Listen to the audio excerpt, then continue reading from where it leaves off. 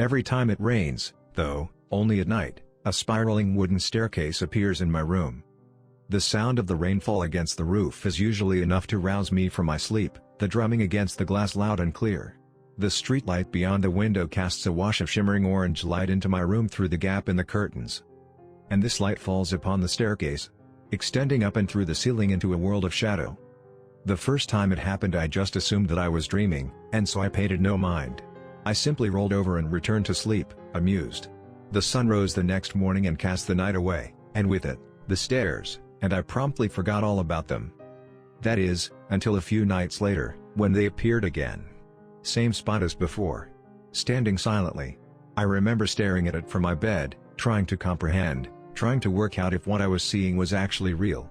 I glanced around the room and realized that the door to my bedroom had vanished, replaced entirely with blank wall, and I ended up just watching the staircase, wide-eyed and terrified. Unsure how to proceed, and afraid that something might come down them, I think in the end I just screwed my eyes tight shut and forced myself back to sleep. This is what I did the third and fourth times too. I began to fear rain at night, because I knew what it meant. I started obsessing over weather reports. It was not until the staircase's sixth appearance that I found the courage to actually get out of bed and examine it a little closer. I know that there are some people out there who would have raced up that thing on day one, but I'm sorry, I'm just not one of them. I'm not the type of person who just acts. I have to think things through. Everything. I have to think everything through. I have to have all possible outcomes laid out in my head before I can commit to something, no matter how insignificant. I'll get a little confidence boost when I'm able to follow one of my pre-prepared routes all the way to the end, but it's exhausting. And sometimes, quite often in fact, something will happen that I hadn't prepared for. A conversation won't go the way I expected. A phone call fails to follow any of the possible paths I had pre-planned, or a social venture lands less than desirably, and I panic. I am reminded that life is chaotic and unfair and I retreat back into myself a little further. I put things off because of this crippling, self-imposed setback. A pair of dumbbells sit unused and gathering dust in the corner of my room. My college assignments pile up. The university starts automatically knocking marks off your maximum potential grade for every day you fail to hand your assignment and pass the deadline. But for some reason this still just isn't enough to motivate me. I hate myself, and yet, I cannot find the will to work as hard as I would like. I stepped a little closer to the staircase, I tapped the edge of its rough and crooked carved banister with a finger as the rain washed down the window. Hard, cold, dark wood. I looked up. The steps of the stairs went round and disappeared up through a hole in my ceiling into a world of shadow.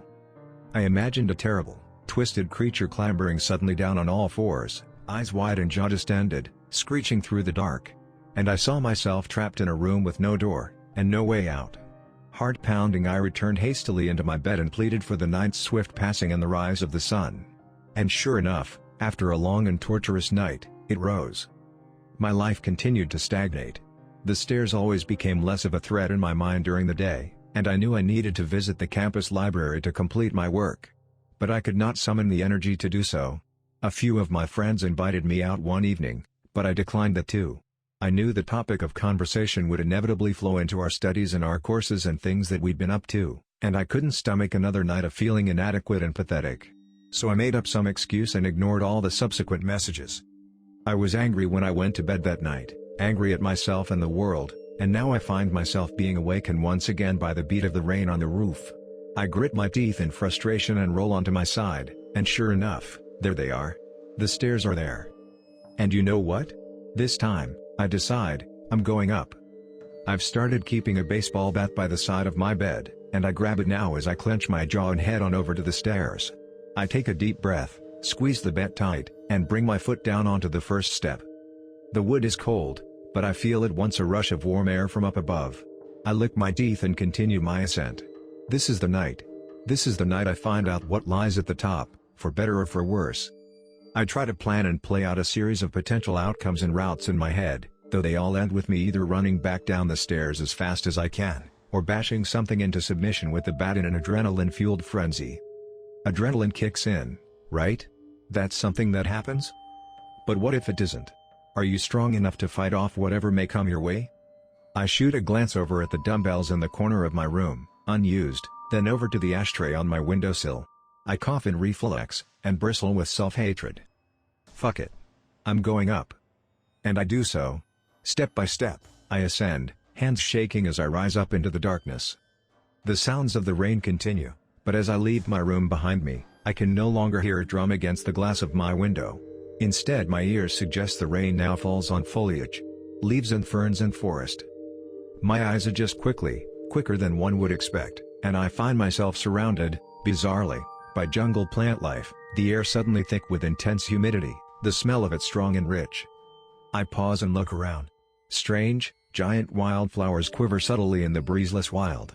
The buzzing and whirring of curious insects dance at the edge of my hearing. And I feel myself growing damp. Sweat buds across my skin and rain drips onto my neck and shoulders through gaps in the wooden staircase above me. I strongly consider turning back. I'm way out of my depth here. This is insane. This is impossible. I'm not the man of action. I really haven't thought this through. I should return back to my bed. Back to supposed safety. Like you always do, coward. I feel myself flush. No. Not this time.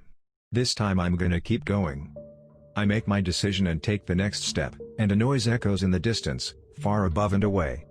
Click-clank. I wait for it to happen again, but it does not, so I carry on cautiously up the stairs, the bat held high. The level of light around me becomes brighter, and awash in green, I confirm without doubt that I am stood in the midst of an enormous rainforest.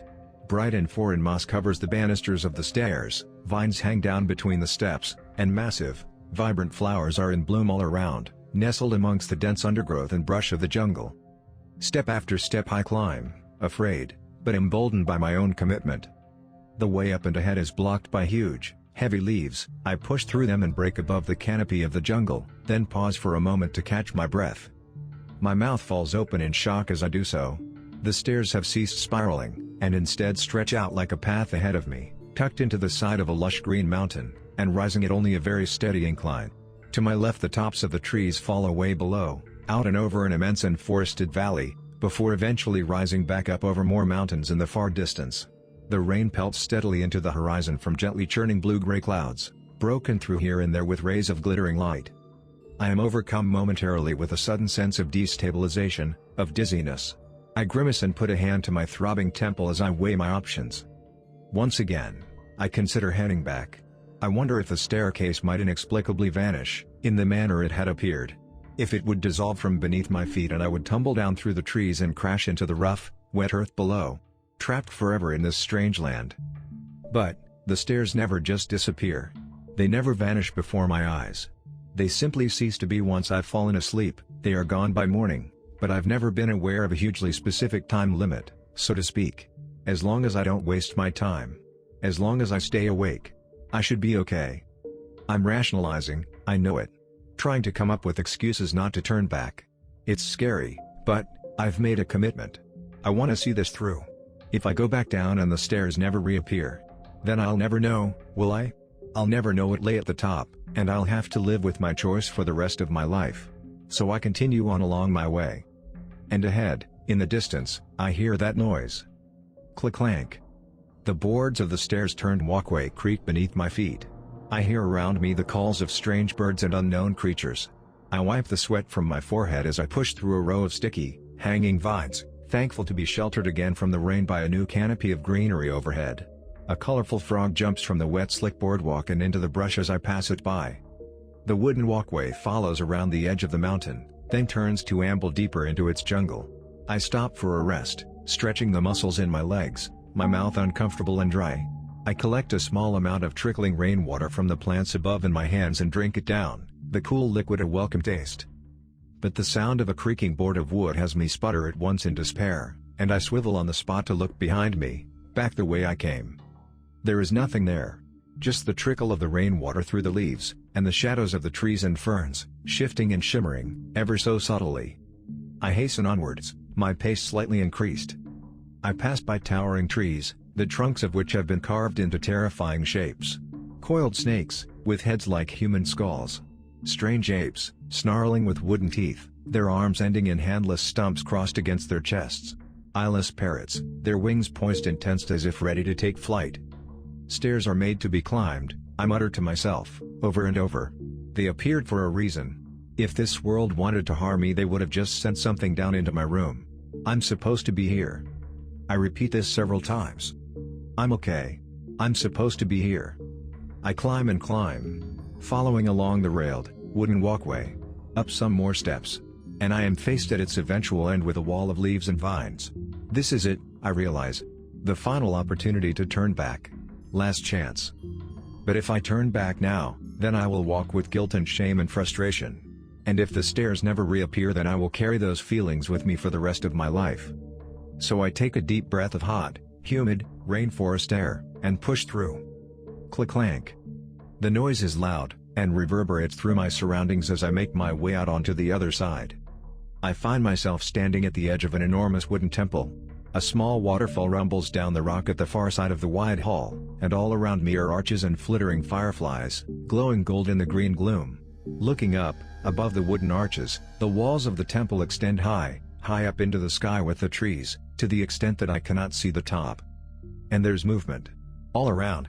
Long, creaking, and ever-changing narrow wooden bridges grind from place to place, carved gears turn as they splash water onto the boarded floor from up above, and wooden discs that must be at least half my height drop down through gaps. They roll through constantly shifting platforms and changing walls and barriers, and over and across the bridges as they are carried various routes around the temple. It's like nothing I've ever seen. The click-clank noise, I realize, is the sound of the bridges suddenly moving, clattering with its adjacent gear as it directs the flow of the discs down a new path. Stay calm, Devon, I tell myself as I walk through the central hall, my footsteps heavy on the wet planks below. Stay calm. I make my way towards the little waterfall at the far side. I take in the unsettling, carved wooden statues around the base of the pillars and the arches. And I realize they are all of me. I swallow, my mouth, again, dry. Some of my carved copies watch me pass in silence. Some of them have their heads in their hands. Some are turned to look over their shoulders, as if checking behind, back the way they came. None of the statues look happy. And there is one of these idols that differs from the rest. It becomes clear as I approach the waterfall, sat cross-legged between two flowering vines in the form of a carved old man. Moss creeps up his sides and his chest. The wood has darkened with age and with water, and atop his neck is a head that is split into two faces. One facing to the left, and one facing to the right. The face to the left has a beard that is carved to hang straight down, whilst the beard of the other is curled, up and around his jaw. Neither face has any eyes. And the statue moves. Devon. Say the faces together, in a joint voice like the splitting of a log. I stagger back in alarm, crashing down onto the rain-soaked floor with a cry, barely aware of the pain throbbing in waves through my elbows as I stare in horror at the unnatural idol before me. I am surprised to see you here, says the face with the curled beard. The face on the right. His head cracks around so that we are facing each other. An irregularity, to be sure. The head cracks round to the left, and the face with the pointed beard speaks in turn. Well? Do you have anything to say? I stammer in disbelief, in shock, shaking on the ground as the bridges shift softly overhead. The left face sneers. You have always disgusted me, Devon. You are weak. If you have nothing to say, then be gone. I rise to a shaking stand, and respond. I am not weak. Click-clank.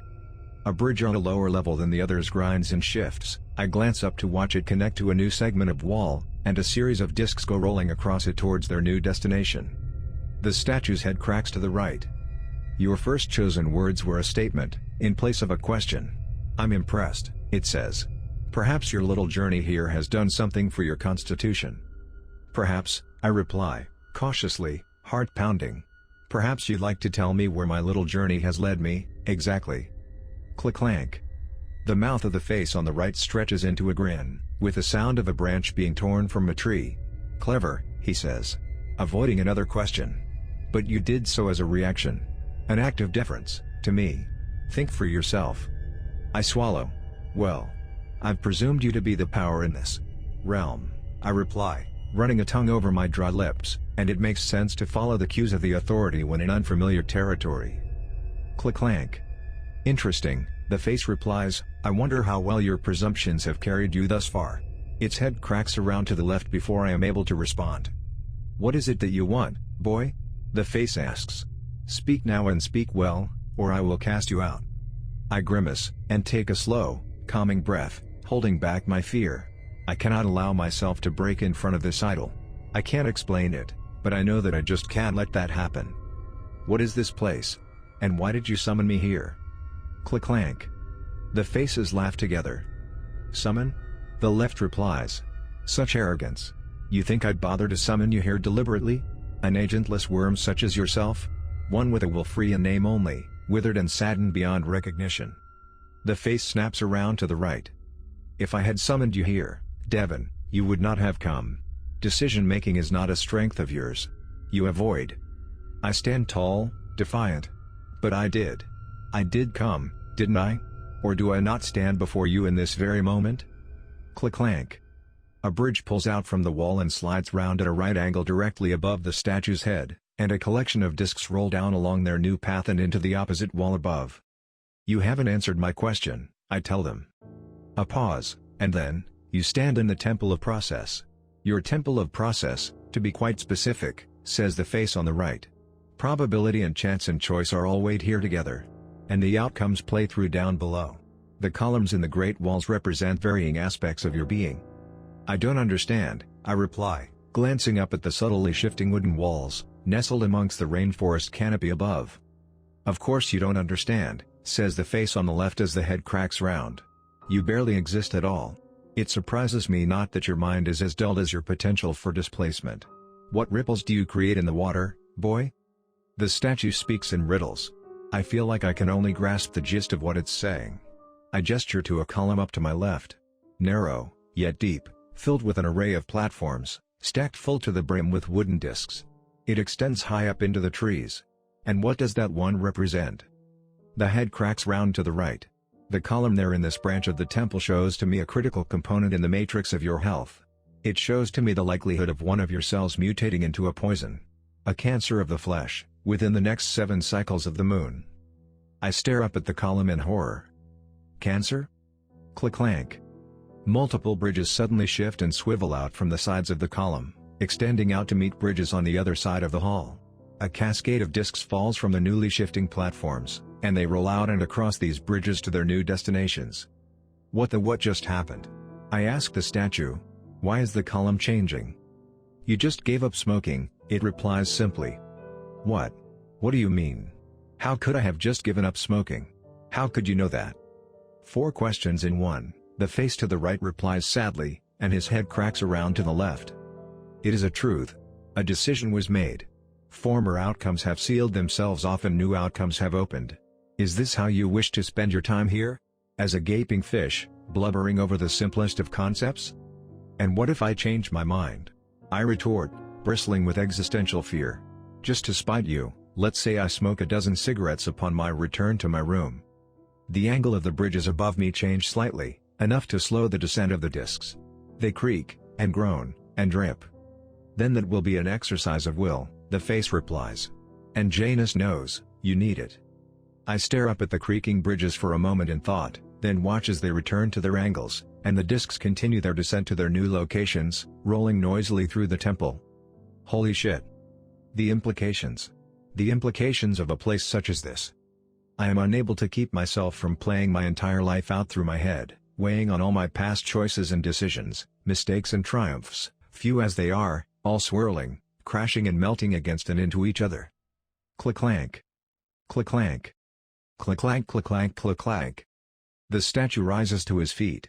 The motion is horrific. I'd only just gotten used to its faces, and now it stands as an ancient, wooden monstrosity, and I can feel a sensation of sickening vertigo twist and tilt my now fragile hold on reality. Get a hold of yourself, boy. The face on the left shouts at me, as bridges begin to shift with rapidity, shaking the foundations of the temple as they do so. You don't belong here, says the face on the right. Return to your life. Go on as you were? Allow me to return to my peace. How much have I missed? I choke out, how many outcomes have I closed off? How many for good? The statue clenches its fists as splinters rain down around us. The ground shakes. You wait for a coming change.